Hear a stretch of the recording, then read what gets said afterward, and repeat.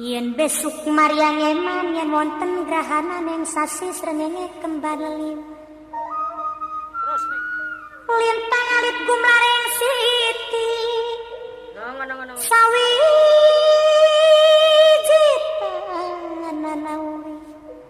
Sawiji tanana urip mung isun karo sampean mati amungkang suwarga.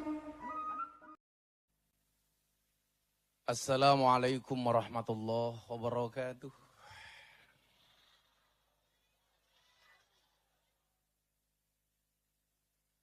Alhamdulillahil qail. A'udzu billahi samil alim minasyaitonir rajim. Bismillahirrahmanirrahim. Wa kullan naqussu 'alaika min amba'ir rusuli ma nuthabbitu bihi fuadak.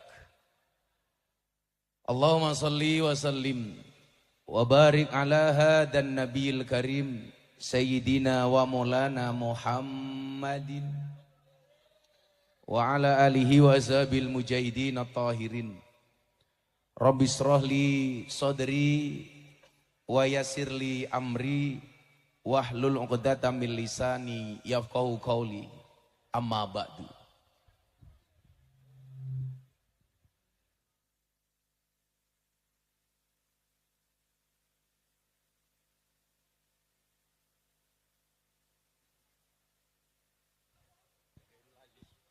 Hadratal muhtaramin, para masyayikh, para kiai, para alim ulama, para habaib. Wabil khusus panjenenganipun Abah Ali Masyhuri. Beliau ini sesepuh untuk saya, selain keilmuan juga spesialis suwuk. Salah satu yang mendoakan istri saya ketika divonis kanker. Didoakan sama beliau yang tadinya dokter memvonis istri saya 2 tahun meninggal dunia. Alhamdulillah salah satunya atas doanya Abah Ali, hari ini istri saya sembuh total. Hampir semua doa yang dikasih Gus Ali untuk saya semuanya mustajabah, kecuali doa nambah istri. Belum terbukti sampai hari ini. Semoga beliau panjang umur, semoga beliau sehat. Segenap para kiai dan masyayikh, para sesepuh engkang tuhu kinabekten. Para pejabat yang berkenan hadir dalam semua tingkatannya yang saya hormati, segenap panitia penyelenggara wabil khusus, dzurriyah keturunan Raden Qasim Kanjeng Sunan Derajat, Akhinal Karim Gus Zainul Aziz, beserta keluarga dan dzurriyah yang saya banggakan. Bapak Ibu kaum muslimin wal muslimat, jamaah haul Sunan Derajat dari manapun Anda berada yang berbahagia. Alhamdulillahirrabbilalamin, malam hari ini saya sowan, sudah 4 hari saya di Jawa Timur. Hari ini tadi saya menyelesaikan syuting sahur bareng Gus Miftah 5 episode. Rampung baru jam 6, langsung saya berangkat ke Lamongan. Sebenarnya badan saya sangat capek, tetapi hati saya senang. Kenapa? Karena calonnya menang.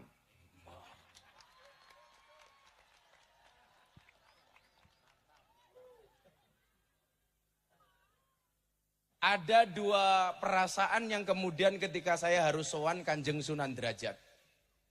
Yang pertama, sebenarnya perasaan malu. Orang seperti kita harus matur tentang kewalian seorang Kanjeng Sunan Derajat. Saya tadi matur sama Gus Zainul. Zaman saya dulu masih lelaku. Satu tempat yang sering saya kunjungi selain Alas Purwo adalah makam Kanjeng Sunan Derajat. termasuk ke tempat beliau bertahanus di gunung sebelah sana itu. Mungkin tidak semua para ziarah pernah datang ke sana. Tapi alhamdulillah saya dulu pernah naik ke tempat di mana beliau bertahanus. Ini perlu saya sampaikan kiranya karena memang Nabi sendiri saja untuk mendapatkan keyakinan di dalam hatinya itu harus banyak mendengarkan cerita Nabi dan Rasul sebelumnya. Sebagaimana tadi ayat yang saya sampaikan, wa kullan naqussu 'alaika min amba'ir rusuli ma nusabbitu bihi fuadak.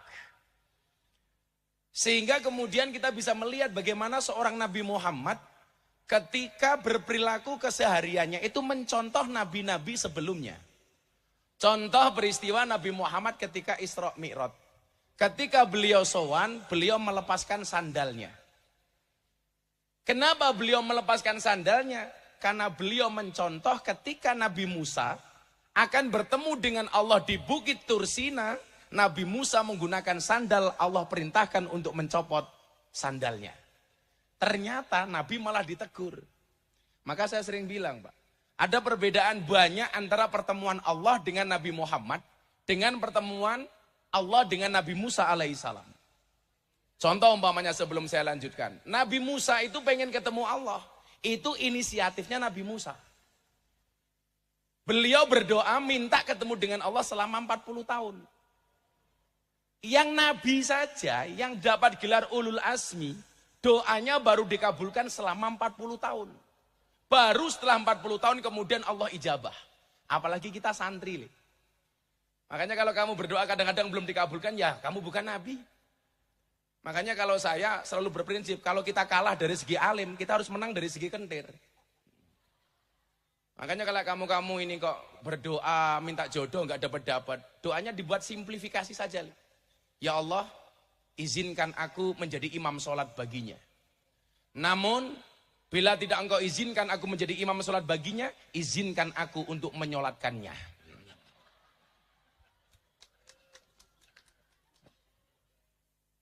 Tapi kalau santri-santri begini insya Allah, masa depannya insya Allah. Rajelas. Santai wele. Cinta boleh kandas, tapi karirmu harus jelas. Kenapa? Karena karir yang jelas akan mengundang cinta yang berkualitas.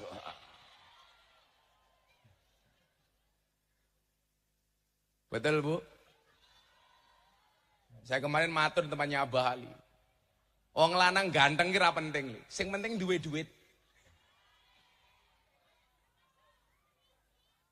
Lah kurang ajar, kaya jenengan Gus. Kowe berarti ngelokke aku merongos, kurang ajar ta kowe? Jadi ngeten, Mbah. Santri saya itu tanya lucu banget. Bah, kenapa di surga itu ada bidadari, nggak ada bidadara? Kita nggak pernah mendengar istilah bidadara. Kenapa selalu bahasa bidadari? Ternyata orientasi laki-laki dan perempuan itu yang membedakan kenapa kemudian di surga itu ada bidadari, nggak ada bidadara. Kenapa di surga itu nggak ada bidadari, nggak ada bidadara? Karena orientasi laki-laki dan perempuan itu beda, Pak.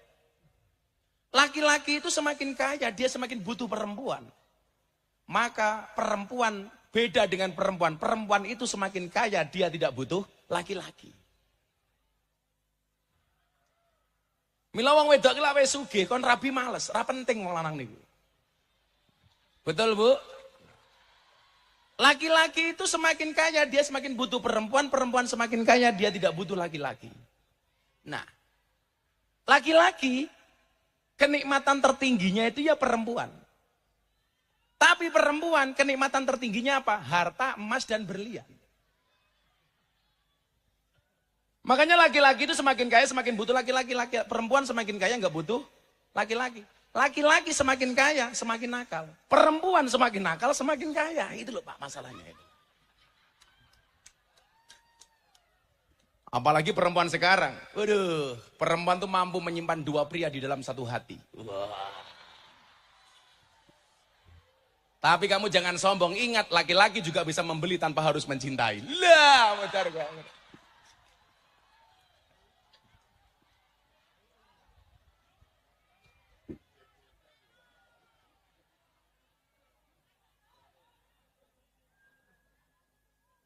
Saya ini pengen menceritakan Nabi Musa dicontoh oleh Nabi Muhammad itu termasuk nanti pada akhirnya saya mau cerita. Di awal dulu ketika kontroversi saya ceramah di klub malam itu dasarnya apa? Apa korelasinya dengan Kanjeng Sunan Derajat? Itu mau saya sampaikan Pak. Ujungnya nanti ke sana lah. Nah, Nabi Musa itu 40 tahun nih baru diterima. Makanya ya awal dulu ndonga bertahun-tahun baru dikabul gitu ya biasa-biasa saja. Maka kemudian Ibnu Athaillah mengatakan apa? La yakun ta'akhuru amadil ata'i ma'al ilhai fid du'a mujiban liyaksika. Fahuwa duminalaka al ijabah. Jangan sampai keberadaan doamu, keterlambatan doamu dikabulkan oleh Tuhanmu menjadikan kamu berputus asa. Kenapa? Karena fahuwa duminalaka al ijabah. Karena dia Allah pasti akan mengabulkan doa-doamu. Itulah alasan Pak, kenapa saya olahraga itu paling suka. 1, nge-gym. 2, sepedaan. Saya kalau sepedaan Pak, Jogja Sragen, PP saya kuat Pak. 200 kilo saya sepedaan kuat. Karena bagi saya orang berdoa itu seperti orang bersepeda. Cepat atau lambat pasti sampai tujuan. Maka teruslah berdoa walaupun doa-doamu belum dikabulkan. Cuman pesan saya 1, kalau bersepeda, tetap berhati-hati di jalan. Kenapa? Karena jatuh di aspal tidak seindah jatuh di pelukan mantan. Ya.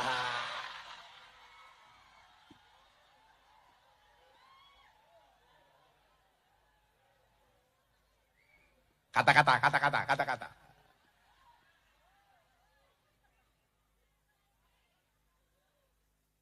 Ya, bocah hadrah itu. Berakit-rakit ke hulu, berenang-renang ke tepian. Mantanmu sudah ke penghulu, kok kamu masih sendirian?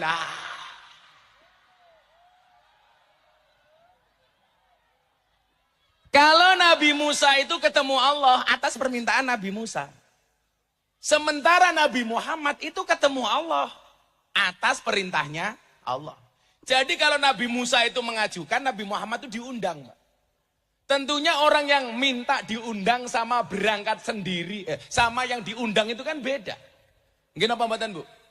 Kalau kita mengajukan untuk ketemu dengan Pak Jokowi dan kita dipanggil Pak Jokowi itu kan beda. Kayak hari ini orang mengajukan pengen bertemu dengan Pak Prabowo. Nah, sementara kalau Gus Miftah itu tidak minta ketemu tapi dipanggil. Cie. Ya beda itu, beda. Kayak Abah Ali ini berangkat ke Jakarta atas undangan dari presiden. Dengan saya berangkat atas inisiatif saya. Itu mesti beda. Ya padha karo mangkat pengajian beginilah. Sing diundang karo mangkat dhewe iki ya sangune beda kok. Lah bocah hadrah ketoke njaluk diundang ketok iki ketok. Ora apa-apa le. Bocah hadrah insyaallah keren. Alah bocah hadrah modale mung sarung, jawaban. Aja mok delok sarunge tapi deloken ilmune goblok gitu lho sih.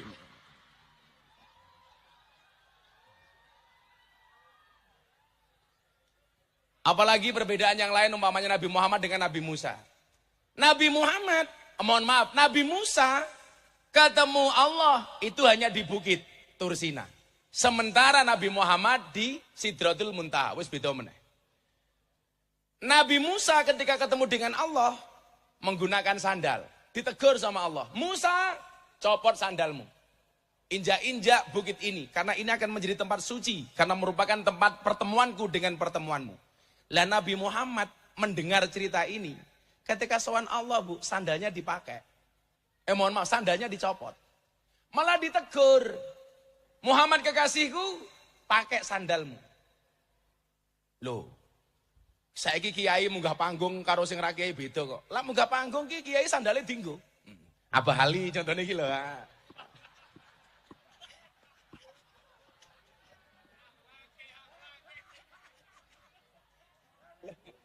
Loh lah kayak kita harus dicopot lah Abah Ali ora apa-apa itu loh. Kok Abah Ali rawuh tenggone panjenengan, sandalnya mau dicopot. Ampun Mbah, diasto mawon, diagem mawon sandale. Nggih ta?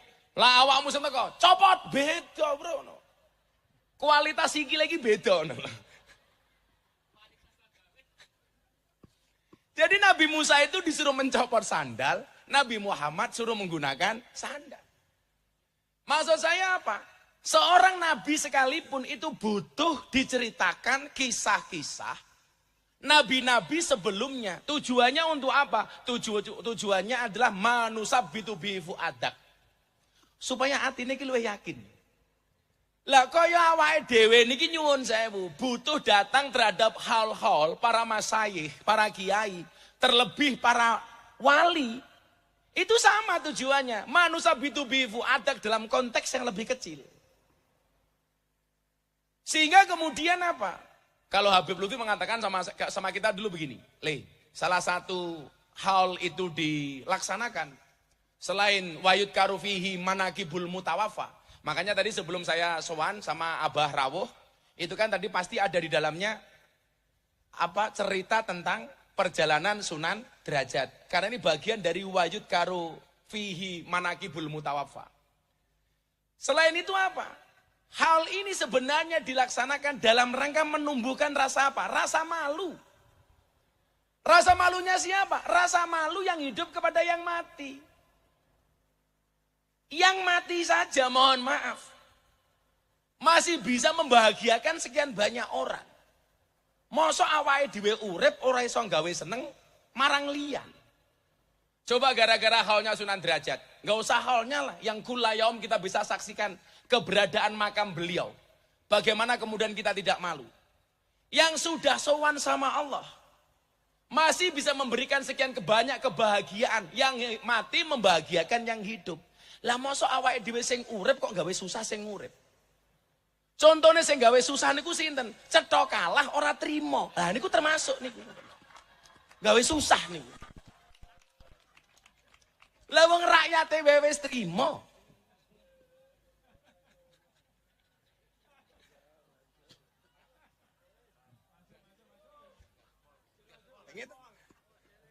Makanya kemarin saya diundang, "Le, sesuk sahur ya." Jam piro sahur ngene jenengan, Pak? Kalau matur ngoten. Jam pinten? So haul apa sahur? Saya pengen sahur bersama. Yang ceramah sebelum sahur Gus Miftah. Jam berapa? Jam 02.58 jamnya itu loh. Tapi sekalian sesuk bukanya jam piro? Jam Ganjar plus Anies. Hah? Maksudnya 16.24. Nah.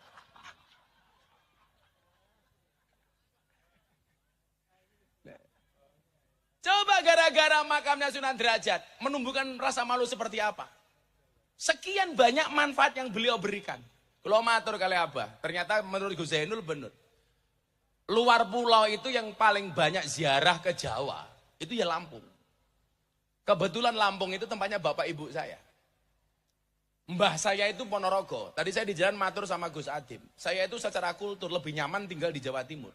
Karena mbah saya itu Ponorogo. Yang kemarin Abah Ali bilang, "Le, kowe Mbah Ilyas." Nggih. Jadi kalau saya urutkan dari bawah itu Miftah Maulana Habibur Rahman punya bapak namanya Kiai Muhammad Murodi, punya bapak Muhammad Boniran, Muhammad Usman Jalal Iman Karyonawi Madarum, Kiai Ilyas, Mbah Muhammad Besari. Jadi urut ke-8 dari Mbah Ilyas, urut ke-9 dari Mbah Muhammad Besari. Ini saya pikir perlu kita kampanyekan wong Jawa ki kudu ngerti nasabe. Sehingga kita tidak kalah ketika berbicara soal keturunan dengan kawan-kawan kita habaib umpamanya. Loh, habaib saja itu diminta tes nasab, tes DNA. Apalagi kita orang Jawa gitu loh. Oh, kurang gawean meneh niku. Kurang gawean niku. Lah kula nyuwun sewu. Bukan kalau saya dalam konteks kita orang Jawa sendiri. Itu penting. Makanya tadi saya matur sama Gus Zainul. Gus, urut pinten? Urut 14. Itu lumrah, Pak. Karena saya sampai Mbah Muhammad Besari saja nomor 9. Mbah Muhammad Besari itu punya bapak namanya Mbah Anom Besari.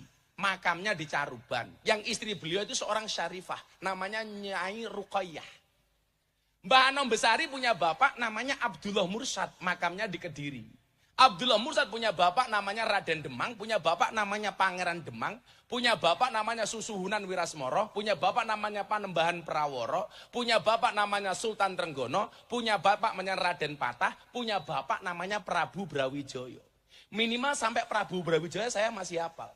Urutan ke-18 sampai saya. Prabu Brawijaya itu ciri-cirinya rambutnya gondrong, wongeng ganteng.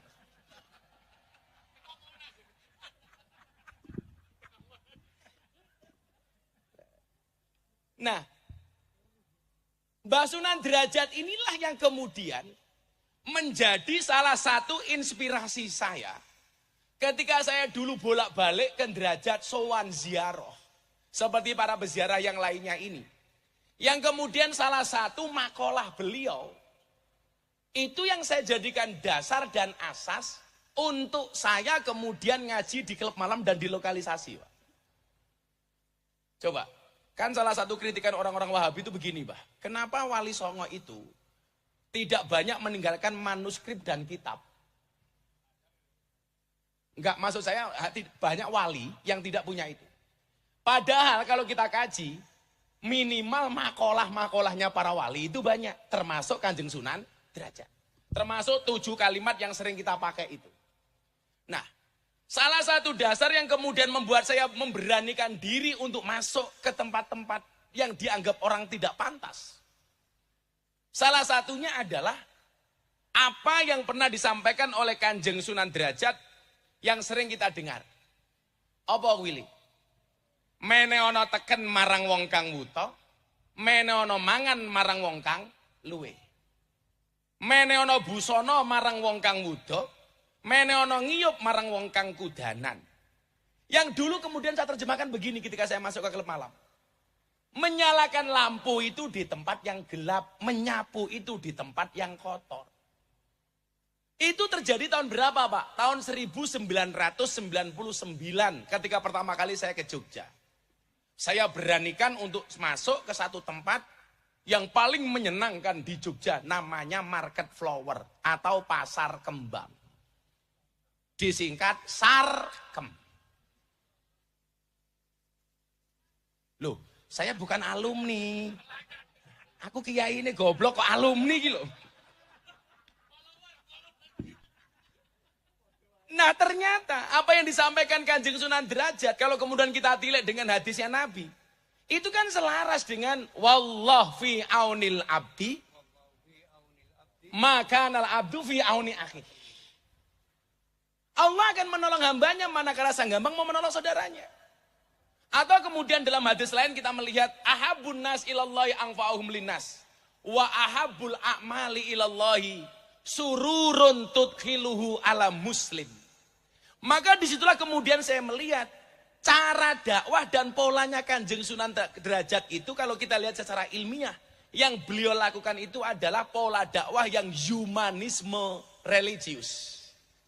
Apa le? Humanisme religius. Aku kejen ning mesti malah wong ki ra seneng karo aku. Wong soalnya wong seneng karo aku iki mergo kentir gitu. Ora mergo aku pinter.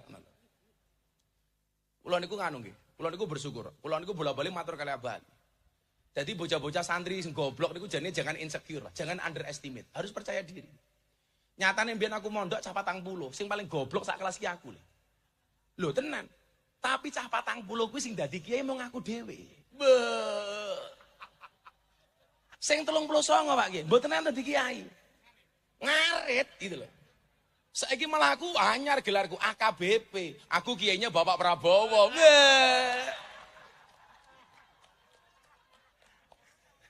Menang ki bebas.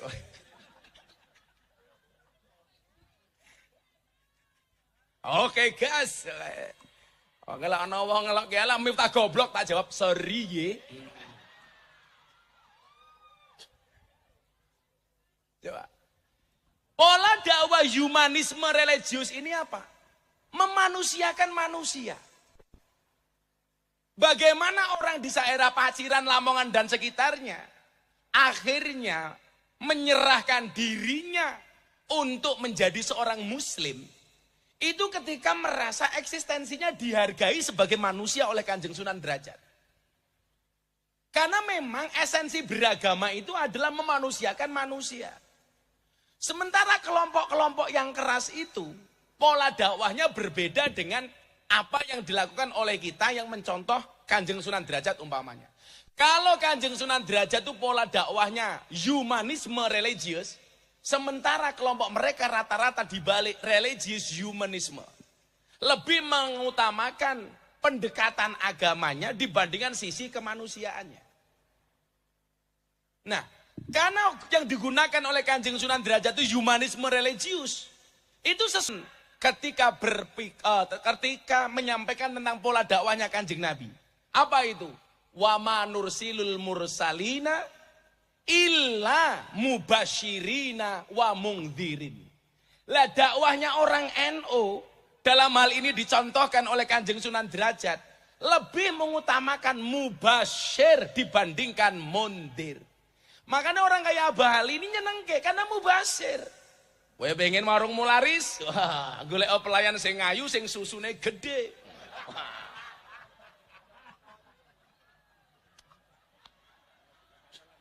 Sing iso nggih cantolan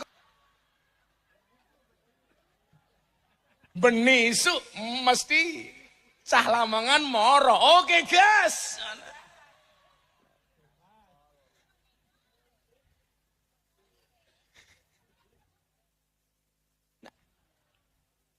Loh, saya ingatkan Pak, ngapunten nggih. Karena ada pertanyaan begini, Gus.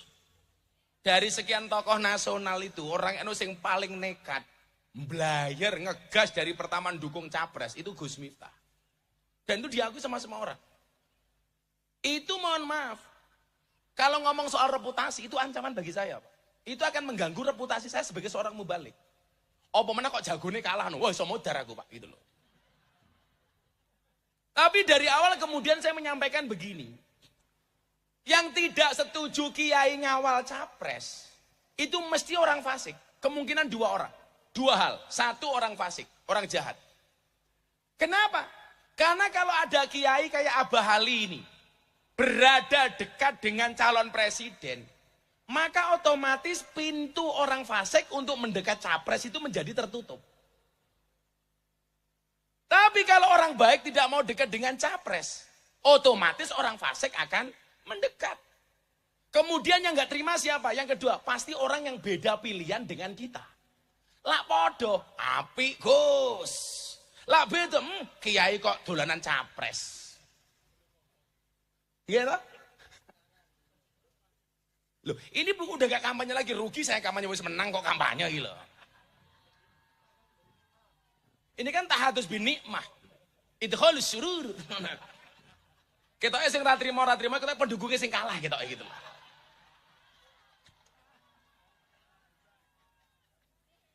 Seri Nah, persoalannya begini, Pak. Ini untungnya kenapa kiai-kiai Ahlus Sunnah kayak Abah Ali itu berada di lingkungan capres. Coba Anda lihat, saya sering matur.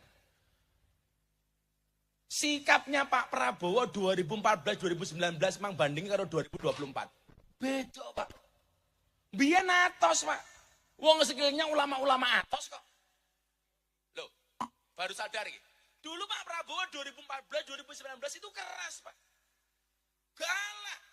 Kenapa? Karena di sekelilingnya ini orang-orang keras. Bangsa FPI, HTI, 212, malah kaya Wiro Sableng tak? Gitu. Coba sekarang Pak Prabowo itu kelihatannya apa? Gemoy. Ayo. Santuy. Lah, Kiai ini model Bali kok kepiye tak? Iya tak? Makanya kan beliau waskito. Calon presiden sing paling cerdas kuwi Anies. Sing menang Prabowo. Sing paling bulet. Aku rawani neruske aku sumpah.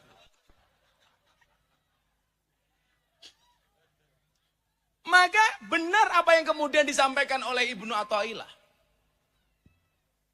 Apa? Latas habman la yunhiduka haluhu walayadulluka alallahi maqaluhu. Artinya pola seseorang itu tergantung sahabat orang-orang yang ada di sekitarnya, Pak. Hari ini nyuwun sewu. Ketika ada sekian banyak kiai Ahlus Sunnah di sampingnya Pak Prabowo umpamanya. Kita punya harapan gambaran istana ke depan itu tetap Ahlus Sunnah. Coba Anda bayangkan kalau kemenangan Pak Prabowo sekarang di sekelilingnya itu orang-orang Wahabi, Pak. Sing wong sing cangkeme atos. Ayo. Nanti pas pampres begitu ada orang datang, takbir, lah cilaka, Pak. Kalau sekarang full senyumin saja. Lah, ya beda meneh kuwi. Makanya saya bilang ketika saya acara gerakan moderasi bersama tokoh-tokoh Hindu di Bali. Allah itu ketika kita berbicara keadilan, konsepnya apa? Wadu syai'in fi mahalli. Meletakkan segala sesuatu sesuai dengan porsinya. Contoh bentuk keadilan Tuhan kepada Indonesia itu apa? Menempatkan pulau seindah Bali dengan mayoritas orang non-Islam yang ada di dalamnya. Sehingga Bali bisa berkembang. Maju. Wong aku sempak kotangan tok, monggo. Sumur susunnya dijemur, monggo. Loh. Coba Anda bayangkan kalau pulau seindah Bali itu di dalamnya orang Islam yang keras-keras, Pak. Begitu ning pantai Kuta ndelok wong sempakan kotangan tok. Takbir! Mulai ning Australia, Pak, bule nih. Loh kalau saya sama Gus Zainul lihat seperti itu bukan takbir, Pak. Traktir! Nah, maksud saya ini selaras dengan humanisme religius yang pondasi dan asasnya itu sudah diletakkan oleh Kanjeng Sunan Derajat. Makanya saya dulu santai saja ketika masuk. Saya yang sering cerita itu. Saya itu kan dulu masuk ke lokalisasi itu Pak setiap malam Jumat, Pak. Setiap malam Jumat saya datang ke musola. Musola itu saya kasih nama MTS, Musola Tengah Sarkem. Wes, pokoknya saya sholat di situ, wirid, matehai. Untuk mbak-mbak londe, Al-Fatihah itu guys. Sampai akhirnya malam ketiga, preman terbesar di Jogja waktu itu almarhum Gunardi Joko Lupito dengan membawa senpinya, itu datang ke saya, Pak, begini. Macam-macam tak pateni. Ya karena otomatis apa yang saya lakukan mengganggu stabilitas mereka di dunia kemaksiatan. Namanya gunjek. Macam-macam tak pateni. Saya cuma matur, Om, kasih saya kesempatan. Toh saya hanya mendoakan mereka, salah saya di mana? Ya wes terus no. Sampai akhirnya malam ke-7, Jumat ke-7 saya datang, yang ngikuti saya dari belakang bukan lagi preman, mbak-mbak begenggeknya ini. Begitu saya masuk musola, yang kemarin saya renovasi, Pak. Sekarang musola saya kasih karpet bagus, saya ganti atap, saya cat, ganti keramik, macam-macam. Akhirnya dari situ, mbak-mbak ini beberapa PSK datang, mengikuti saya masuk ke musola ini. Saya biasanya kalau sholat malam, surat pendek atau Fatihah yang saya baca itu pasti sir. Karena di belakangnya ada mbak-mbak begenggek ini. Tapi demi Allah, Pak, saya ngaji sama mereka sudah 20 tahun lebih. Sekalipun saya nggak pernah manggil mereka di hadapan mereka begenggek atau londe, itu nggak pernah. Kan nggak mungkin, mbak-mbak para londe rahimakumullah kan nggak mungkin. Jelas gak mungkin. Atau Allah umruhum nak jelaka. Saat itu begitu saya baca Fatihah kok mereka di belakang saya kok ikut mendengarkan nyemak orang sholat. Akhirnya bacaan surat yang saya baca secara sir itu saya baca secara jahar. Saya ingat betul waktu itu yang saya baca itu surat Al-Muzammil kelingan. Setelah Fatihah saya baca, mereka mendengarkan. Ya ayyuhal muzammil, qumil laila illa qalila, nisfahu wa winqus minhu qalila, au zid alaihi warattilil qur'ana tartila, inna sanulqi alaika qawlan saqila. Yang kemudian membuat saya ternyuh apa? Mereka yang dianggap ahli maksiat mendengar tartil Quran nangis, Pak. Krungu wong ngaji ki nangis. Wallah mereka nangis. Kemudian saya lanjutkan di pertengahan ayat itu kan apa ya? Pertengahan ayat cerita tengahane piye? Lali aku. Bukan pertengahan surat Al-Qur'an, ayat surat Al-Muzammil tadi itu. Inna nasyatal laili yashadu wat'aw wa yaquluna wahjurhum hajran jamila wa dharni wal mukadzibina ulin na'mati wa mahilhum qalila. Di akhir ayat itu Allah kan mengatakan begini. Jadi begitu rakaat kedua saya lanjutkan, Pak. Saya ikut-ikutan nangis. Karena mbak-mbak di belakang saya itu nangisnya tambah kencang. Begitu mereka nangis, saya ikut-ikutan nangis. Kenapa saya ikut-ikutan nangis? Apakah karena saya ternyuh ingat dosa? Ora, aku gengsi. Lah wong londe nangis masa aku ora. Jadi pertengahan ayatnya kan begini Pak itu. Inna rabbaka ta'lamu. Ana sing hafal ra iki?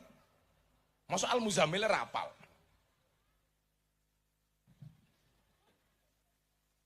Wah, ra sida tak sangoni we. Duitku oke iki ini Prabowo kok. Malah kul huwailek lho. Orang ngono meneh bedane beda meneh ning Yogya ana. Imame bar Fatihah inna, tapi lali arep inna apa? Inna meneng meneh. Inna akhirnya makmum mburi bengok banget. Inna lillahi wa inna ilaihi rajiun. Di akhir ayat itu kan Allah mengatakan apa? Wastaghfirullah.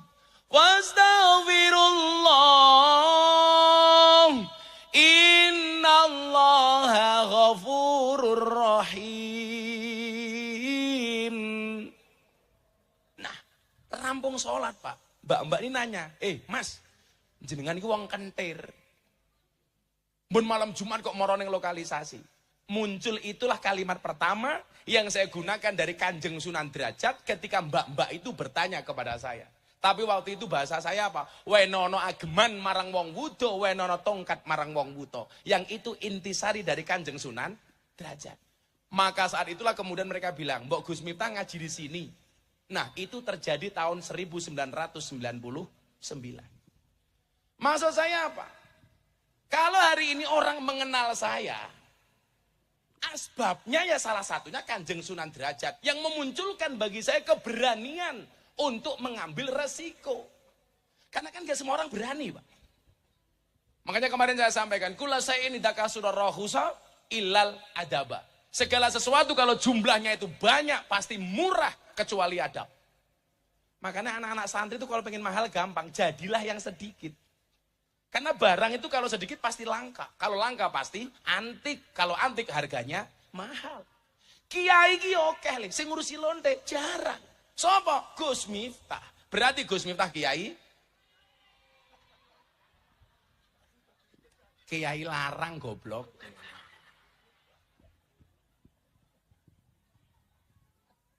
Nah, makanya wingi pas kula bah ana undangan saka Kanjeng Sunan Derajat. Memori saya tuh Gus, langsung ingat ketika saya dulu masuk lokalisasi. Karena itu yang saya jadikan dasar. Karena ketika berbicara apa yang disampaikan oleh Nabi, ahabun nas ilallah angfa'uhum linnas, menungso sing paling disenengi karo Gusti Allah sing paling oke manfaati. Wa ahabbul a'mali ilallah sururun tudkhiluhu alam muslim takshifu anhu kurbata. Lah, kalau melihat makalah-makalahnya Kanjeng Sunan Derajat, itu rata-rata gawe seneng wong, Pak. Orang gawe susah. Pola dakwahnya yasiru digawe seneng, basiru digawe enteng, digawe mudah, digawe seneng. Mila nyopo, saya itu bangga banget jadi orang Ahlussunnah wal Jamaah itu alasannya itu. Makanya kayak kemarin saya di Lampung mau dilaporkan sama orang-orang Wahabi gara-gara saya menuduh mereka yang enggak. Saya tuh punya kesimpulan. Lah wong NU kon akur karo Wahabi ki rada angel. Karena kaidah usul fikih mengatakan apa? Idza jatama'a bainal halal wal haram hulibal haram. Ora iso awake dhewe. Olah piye-piye daging babi karo daging wedhus dadekke siji sing menang kuwi daging babi. Kok ana banyu putih dicampur karo ciu sing menang ya ciu. Maksud saya apa? Ini yang satu pengasong Ahlussunnah bangsa tahlilan manakiban sak piturute, sementara yang satu menolak. Inilah dadi lak yo angel. Sing siji seneng manakiban, sing siji ora. Sing siji seneng tahlilan, sing siji ora. Ya wis selawatan dhisik yo. Iku vokalis yang memangan iku lho ya Allah. Aku yang ngempet ngeceplak. Panesan wetenge gede. Aja lemu-lemu. Wong lanang ki wetenge gede biasanya manuke cilik. Mangan. Bapak NU Ibu Mus. Sing banter di muslimat sing bangga. Limet. Bapak NU Ibu Mus, Kakang Ansor Adeva Taya, tahlilane saben malam, mulai tahlilan padha nggawa rahmat. Pantes mangan wes mau pikir berkat. Tahlilane saben malam. Mulai tahlilan padha nggawa. Salatullah salamullah ala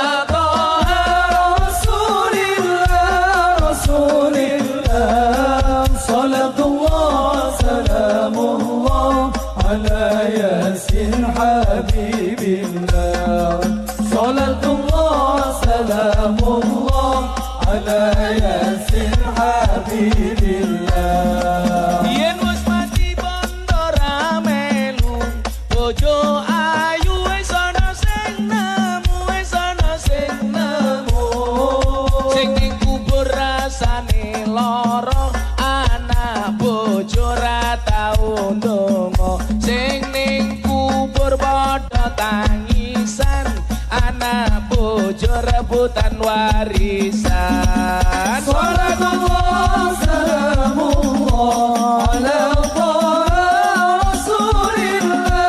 rasulillah salatullah salamullah ala yasin habibillah salatullah salamullah ala yasin bocah cilik diulang ngaji seso yen gede dadi kiai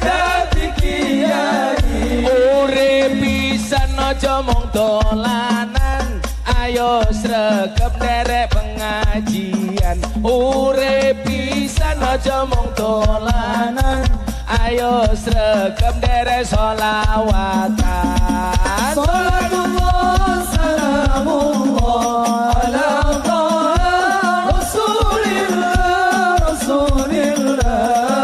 salatullah salamullah ala yasin habibillah salatullah salamullah ala yasin habibillah sallu ala nabi Muhammad dolan ning sawah dos ning kali kayu nangka digawe lemari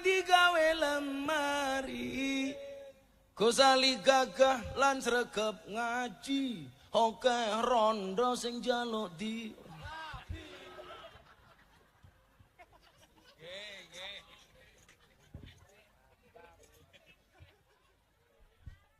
walat aku loh kan nganu to doaul mar'i li akhihi ka duaihi li nafsihi. Dadi lek aku ndongake wong liya kuwi padha karo ndongake awakku dhewe. Neng aku ora wani. Lah sing gelem wah antri, Bro. Gantengnya kaya ngene kok. Tapi sorry ya, saya adalah laki-laki yang setia. Karena saya punya prinsip lelaki yang hebat bukan lelaki yang mencintai banyak wanita, tetapi mencintai satu wanita dengan banyak cara. Saya harus ngomong seperti itu. Kenapa? Karena direkam banyak kamera. Konangan bojoku mudar, Pak. Alah, ngalim-alime kiai. Dikitak bojone goblok dadak tak kandhane. Lah wong Sayyidina Umar setan iblis demit wedi karo Umar. Beli aja wedi karo bojone kok. Mila lah ana wong lamongan bojone galak niku insyaallah dua kemungkinan. Kemungkinan pertama Anda akan diangkat menjadi walinya Allah seperti Umar. Amin. Atau kemungkinan kedua min alamatil stroke.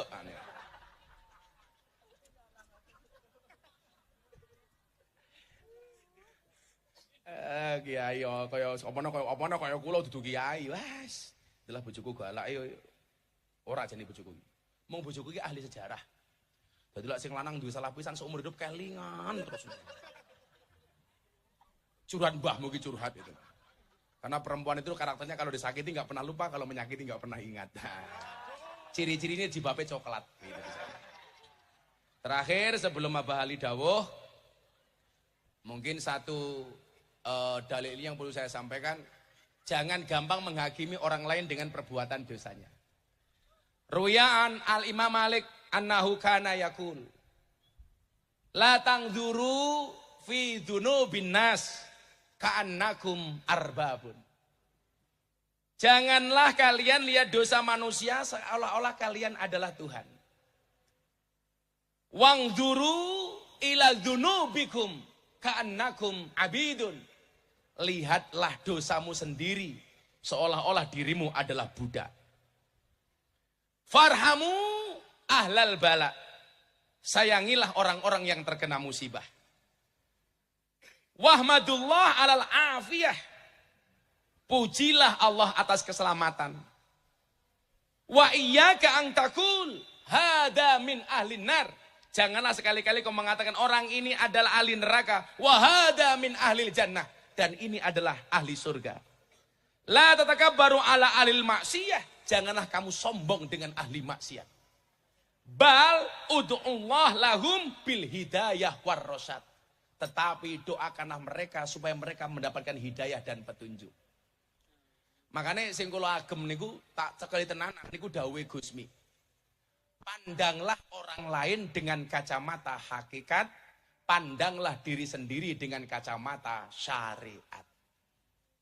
Pandanglah orang lain dengan kacamata hakikat supaya kita tidak gampang menyalahkan mereka, menghakimi mereka.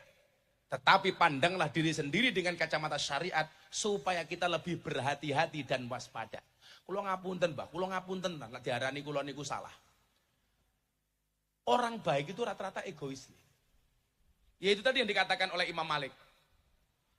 Hada min ahlil jannah, hada min ahlin nar. Contohnya apa, Pak?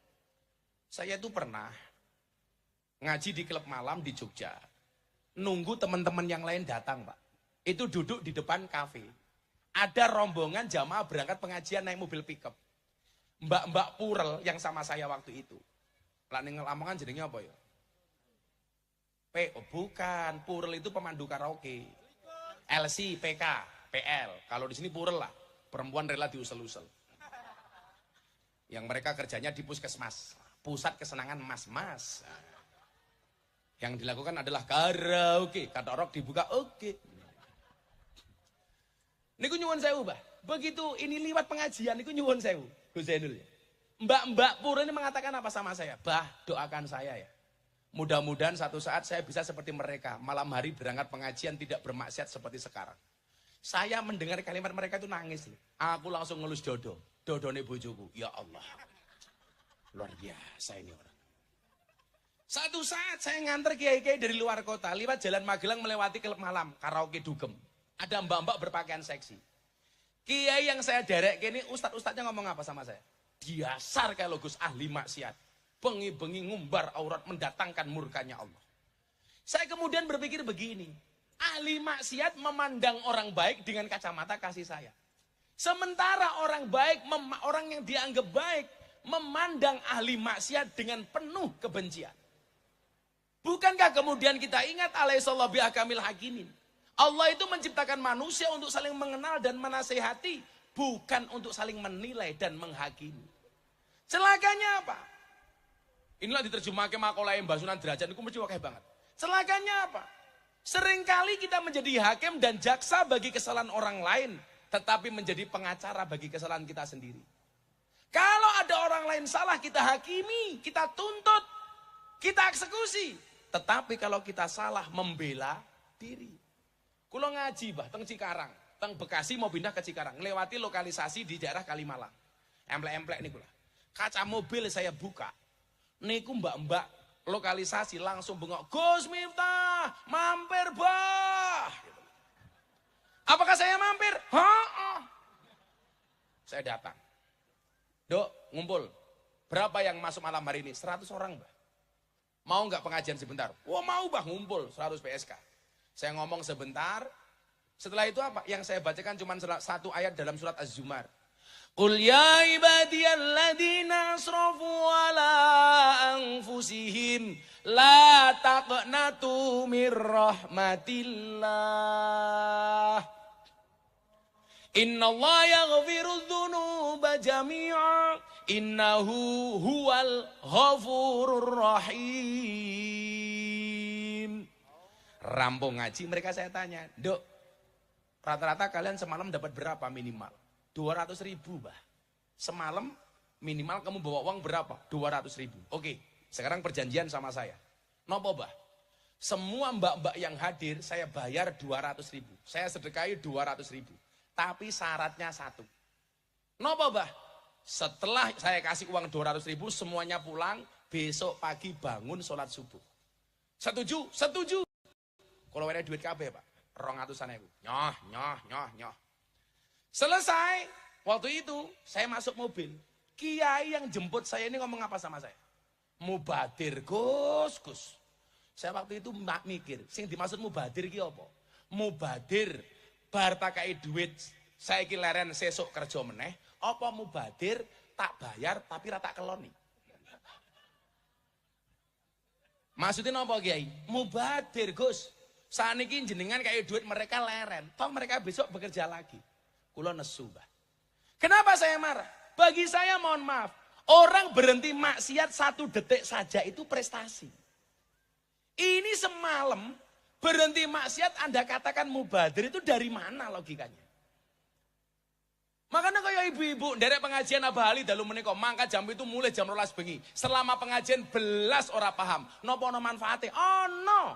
Minimal manfaat nggih bojomu ning omah. Karena selama kamu pengajian, suamimu terbebas dari penderitaan. Ono kok kepiye iki lho.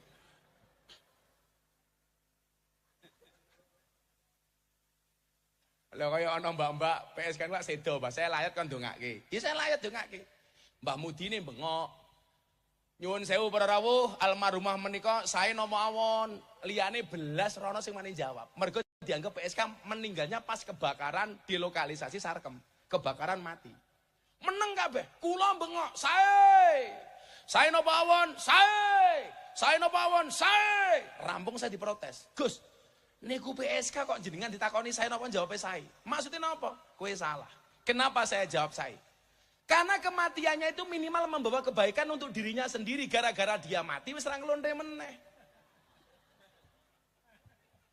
Loh, nggih napa mboten, Gus? Masuk, Bro, Kiai ini Prabowo aja. Kalau Gus minta Kiai ini Prabowo, Abah Ali tukang suwe Prabowo. Ini membawa kebaikan. Maling bila mati, tetap dijawab saya. Karena begitu dia maling, potensi kamu kehilangan menjadi berkurang. Karena sing maling wis mati. Nah, pola inilah yang saya maksud. Bahwa Kanjeng Sunan Derajat itu menggunakan pola dakwah humanisme religius. Kapan-kapan Gus, kula ajeng nulis babakan ini. Kebetulan saya baru kuliah S2 di 3 tempat. Saya kuliah di Jogja, di UIN Jogja S2 mengambil akidah filsafat. Saya kuliah S2 di Unisula Semarang, mengambil jurusan pendidikan. Saya kuliah S2 di UNES, Universitas Negeri Semarang, S2, mengambil jurusan pendidikan seni. Nah, nanti pas pendidikan itu saya mau nulis. Karena dulu skripsi saya itu berbicara tentang pendidikan yang menyenangkan. Lah, ini saya mau nulis humanisme religius by Sunan Derajat. Ya tagihan loh kayaknya. Malah tambah semangat aku. Jadi tahun ngarep aku kuliah S3. Wah, jadi sok Gus Zainul nyuruh aku Dr. Miftah Maulana Habibur Rahman. Lah saiki cukup prof, bukan profesor, provokator. Hanya Bapak Ibu, mari kita dengarkan mau idoh. Kalau ini baru mau idoh. Kalau ini cuma dongeng-dongeng saja dari Abah Ali. Cuman pesan saya cuma satu, yang sering kali saya sampaikan, jangan pernah menghina pendosa seolah-olah kita tidak pernah berbuat dosa. Bahkan ahli maksiat pun masih boleh masuk surga selama dia mau bertobat. Karena pada hakikatnya surga dan neraka Allah ciptakan sama-sama untuk ahli maksiat. Allah ciptakan surga untuk ahli maksiat yang mau bertobat. Dan Allah ciptakan neraka untuk ahli maksiat yang tidak mau bertobat. Terima kasih. Assalamualaikum warahmatullahi wabarakatuh.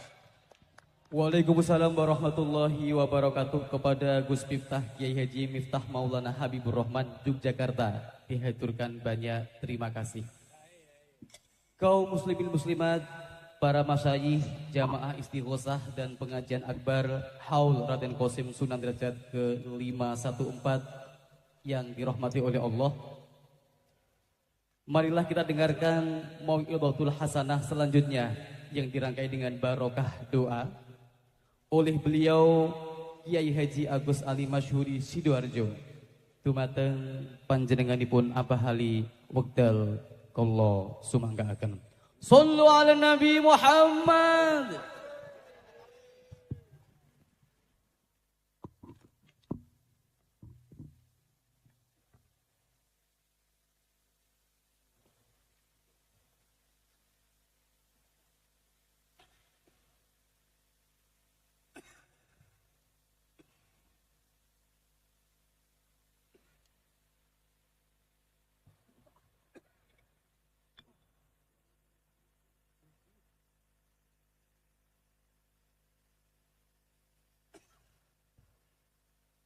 Assalamualaikum warahmatullahi wabarakatuh. Cek. Alhamdulillah. Alhamdulillah haqqa hamdih. Allahumma salli ala sayyidina Muhammadinil Fatih. Lima ughliqa wal khatimi lima sabaq nasiril haqqi bil haqq wal hadi ila siratikal mustaqim wa ala alihi haqqa qadrihi wa miqdarihil azim. Ashabal fadilah, para kiai, para sepuh, bini sepuh, wabil khusus Gus Miftah, mugi-mugi tansah pinaringan sehat ingkang sangat kula mulyakaken saha kula hormati Bapak pejabat pemerintahan, ada Pak Wakil Bupati, ingkang sangat kula mulyakaken saha kula hormati, hadirin sidang jamaah pecinta Rasulullah sallallahu alaihi wasallam yang hadir di malam yang penuh berkah. Monggo ngaji kali kula, tolong disiapno buku catatane.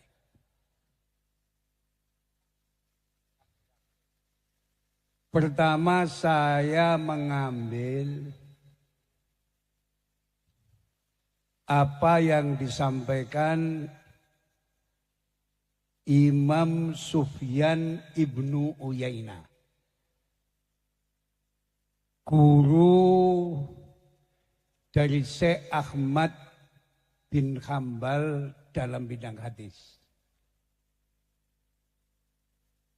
Beliau punya satu tesis, Inda dzikri sholihin tanzilur rahmah. Pada menyebut nama orang soleh, turunlah rahmat. Selang beberapa tahun, dawuh ini diperkuat oleh beliau Hujjatul Islam Al-Imam Abi Hamid Muhammad bin Muhammad Al-Ghazali. Yang dimaksud inda dzikri sholihin tanzilur rahmah. Pada menyebut nama orang soleh, turunlah rahmat. Bukan rahmatnya yang turun, tapi sebabnya rahmat yang turun. Awalnya rahmat adalah melaksanakan kebajikan. Sedang awalnya kebajikan adalah mencintai orang-orang soleh yang istiqomah melakukan kebajikan. Stop. Bisa dilanjut? Bisa dilanjut? Sabda ini diperkuat oleh apa yang disampaikan oleh salah satu tabi'in yang terkenal, Ibnu Sirin. Inna hadal ilma dinun.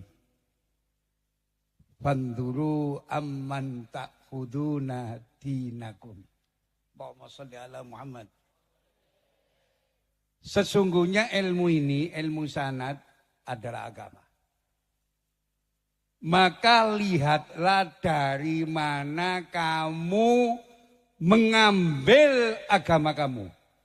Allahumma sholli ala Muhammad.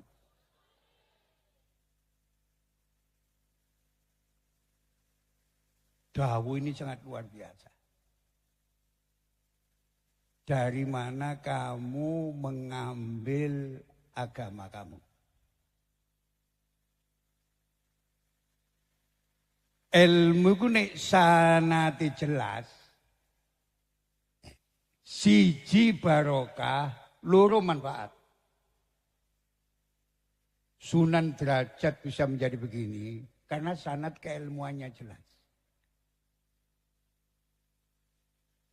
Sunan Bonang dirubung wong sampai hari ini karena sanad keilmuannya jelas. Allahumma sholli ala Muhammad. Di Indonesia ini, saya cepat bisa lu. Ada 2 ulama besar yang mampu mewariskan sanad keilmuan yang sangat luar biasa. Catatan. Siji beliau Al-Arabillah Al-Maghfurlah Kiai Haji Muhammad Khalil bin Abdul Latif Al-Bangkalani Madura. Yang kedua Mbah Soleh Darat Semarang. Kedua kiai ini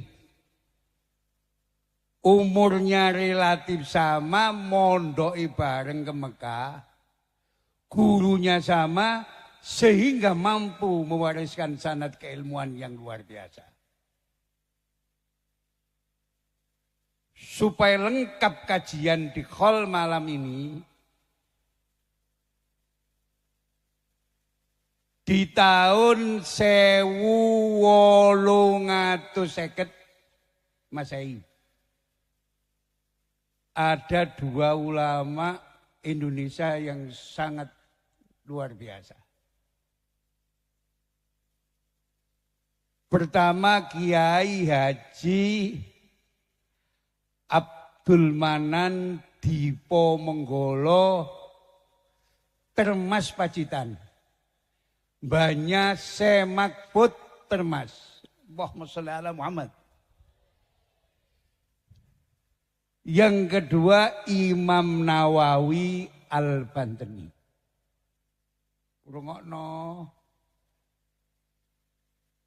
Rong kiai gede iki tidak dimiliki Malaysia. Tidak dimiliki Thailand, tidak dimiliki negara-negara Asia yang lain.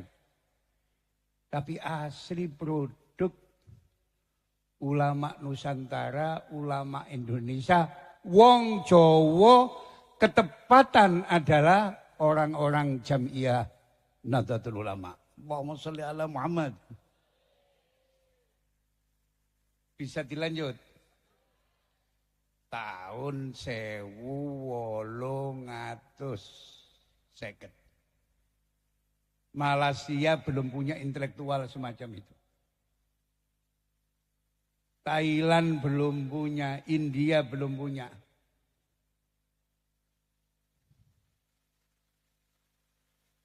Adapun murid-murid beliau,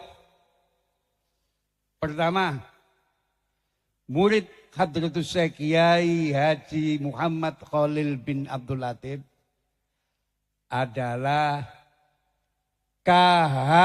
Hasim As'ari. Seorang pendiri pondok pesantren Tebuireng Jombang. Seorang pendiri Jamiah Nahdlatul Ulama sekaligus sebagai pahlawan nasional. Top martyr Kotop. Belum ada. Ngedekno pondok, lho, zaman penjajahan gak gampang. Mendirikan sebuah organisasi gak gampang. Tapi beliau Mbah Hasim mampu mengukir prestasi dan prasasti. Contoh, dalam pertempuran 10 November saja, Mbah Hasim bisa ngerahkan pasukan 30.000 santri untuk jihad mempertahankan kemerdekaan di Surabaya. Allahumma sholli ala Muhammad. Tidak ada.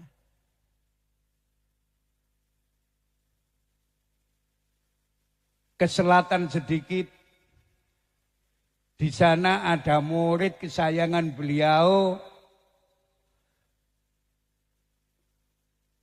KH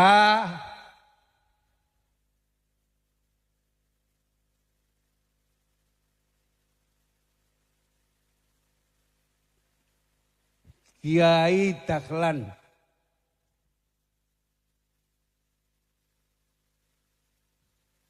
Yang mampu mengukir prestasi Minhajul Abidin sing lembuté mutasawufe. Diperes dadi Sirajut Thalibin dari Syekh insyaallah Iksan bin Dahlan Jampes Kediri. Wong NU.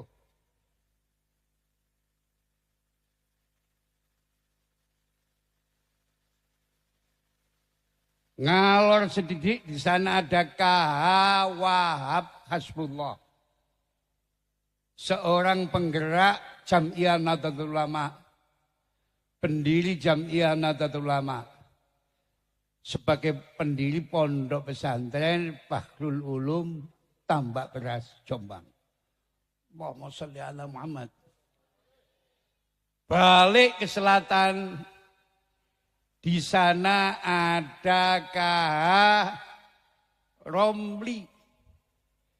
Kiai Romli. Insyaallah seorang mursyid Toreko Qadiriyah Naksabandiyah dari Rejoso Peterongan Jombang. Ini murid tapi ketengan sekali.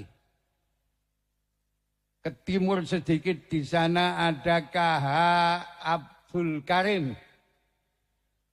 Allah Sidogiri Pasuruan. Di sana ada KH Habib Abdullah bin Ali bin Hasan Al-Haddad Sangeng Bangil. Allahumma sholli ala Muhammad. Ke timur sedikit di sana ada KH Sidik Jember. Rata-rata anak cucunya menjadi kiai-kiai besar di Republik ini. Ada Mahfud Siddiq, ada Ahmad Siddiq, insyaallah. Ada KH Ali Mansur, penggubah sholawat badar, itu Bani Siddiq semua. Ke timur sedikit ada KH Samsul Arifin. Insyaallah. Balik ke barat, ke utara sedikit. Daerah saya di sana ada KH Khodzin Buduran Panji Sidoarjo. Tatkala beliau Syekhona Khalil pulang dari Makkah Madinah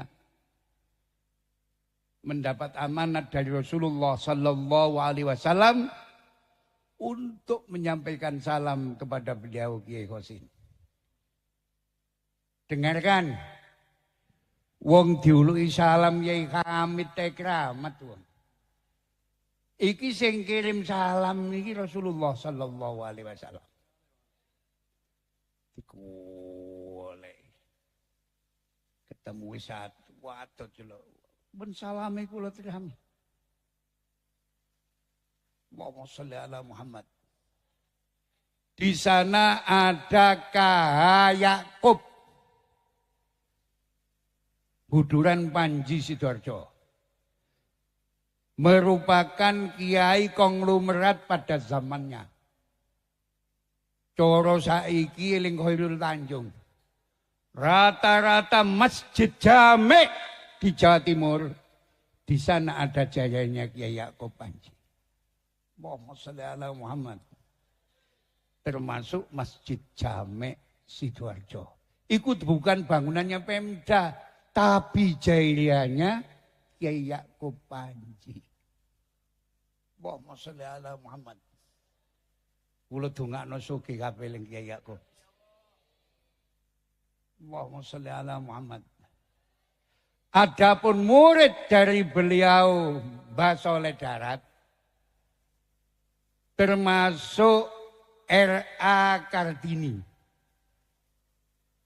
termasuk H.O.S. Cokro Aminoto. Oto delok Cokro iso maca kitab iki. Termasuk K.H.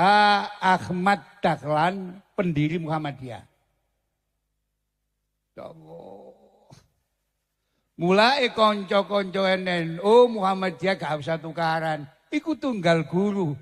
Bahkan secara nasab kedua-duanya adalah dzurriyyah dari Sunan Giri Gresik. Allahumma sholli ala Muhammad. Allahumma sholli ala Muhammad. Bisa dilanjut? Bisa dilanjut? Inna hadal ilma dinun. Fanduru amman ta'khuduna dinakum. Sesungguhnya ilmu ini, ilmu sanad adalah agama. Maka lihatlah dari mana kamu mengambil agama kamu. Allahumma sholli ala Muhammad. Kalau yang diambil itu sanad ke ilmu jelas dari para wali-wali songo yang ada di negeri ini, sambung kepada beliau Rasulullah sallallahu alaihi wasallam. Gak usah tes DNA, nek sanad keilmuane sumber itu kono, insyaallah sambung dengan beliau Rasulullah sallallahu alaihi wasallam. Muga-muga tadi keterangan sing barokah, tadi keterangan sing manfaat. Niki kula wacae dongae sebab pidato nduk kholi wali kok ale tawa-tawa. Rata-rata wali-waline Allah mboten demen ngomong. Gak ono waline Allah gedabur sih gak ono. Mulai langsung kula dongani sampeyan namine nggih. Donga niki jenenge sholawat Badawi Kubro. Guru kula dawuh nek ana kampung diwacana selawat iki, insyaallah aman. Berkah, murah sandang, murah pangan, insyaallah penduduk dadi penduduk al-ibadah. Al-Fatihah. Bismillahirrahmanirrahim. Alhamdulillahirabbil alamin. Allahumma salli wa sallim wa barik ala sayyidina Muhammadin nurid dad wa sirris sairil asma'i was sifat. Allahumma salli ala nuril anwar wa sirril asrar wa tiryakil aghyar wa mitaqi babil yasar. Sayyidina Muhammadinil mukhtar wa alihil adhar wa ashabil akhyar. Adada ni'amillahi wa ifdalih.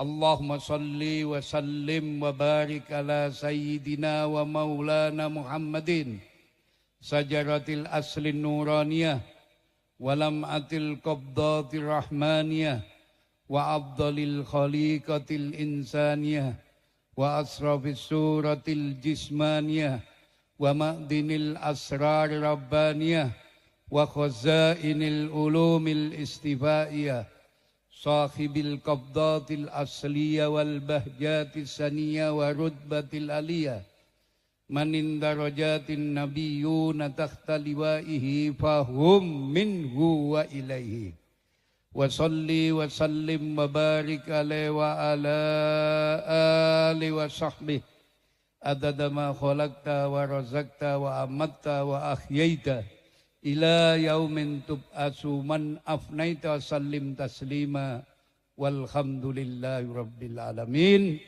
wa sallallahu ala sayyidina Muhammadin wa ala alihi wa sahbihi wa sallam walhamdulillahi rabbil alamin. Wassalamualaikum warahmatullahi wabarakatuh.